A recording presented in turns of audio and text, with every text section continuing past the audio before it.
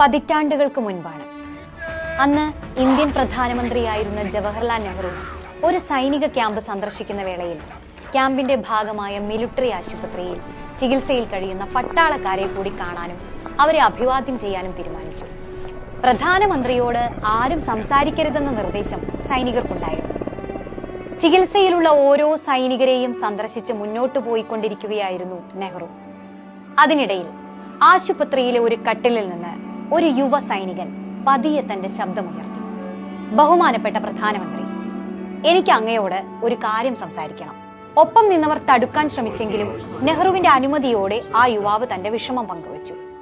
അസുഖബാധിതനായ എന്റെ കാലുകൾ മുറിച്ചു മാറ്റാൻ സൈനിക മേധാവികൾ ഏകപക്ഷീയമായി തീരുമാനിച്ചിരിക്കുകയാണ്.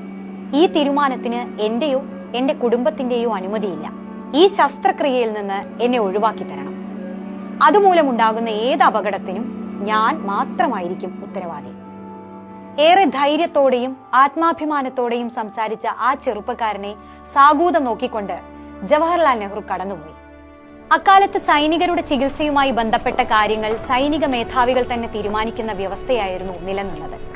തിരിച്ചെത്തിയ ശേഷം നെഹ്റു ഒരു ഉത്തരവ് പുറപ്പെടുവിപ്പിച്ചു. സൈന്യത്തിൽ ഇത്തരം ഒരു തീരുമാനം എടുക്കുന്നതിന് മുൻപ് ഇനി രോഗിയുടെയോ രോഗിയുടെ ബന്ധുക്കളുടെയോ അഭിപ്രായം ആരാഞ്ഞിരിക്കണം.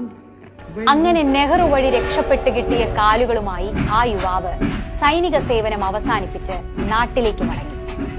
നാട്ടിൽ ചികിത്സ തുടർന്നു.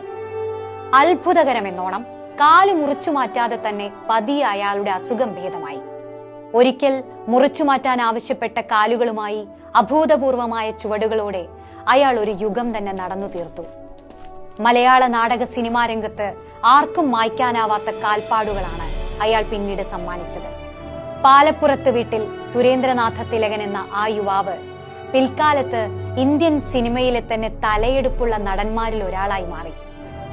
മലയാളത്തിന്റെ അഭിനയ സംസ്കൃതിക്ക് കാലാതീതമായ കാൽപ്പാടുകൾ സമ്മാനിച്ച നടന കലയുടെ പെരുന്തച്ഛൻ സാക്ഷാൽ തിലകൻ.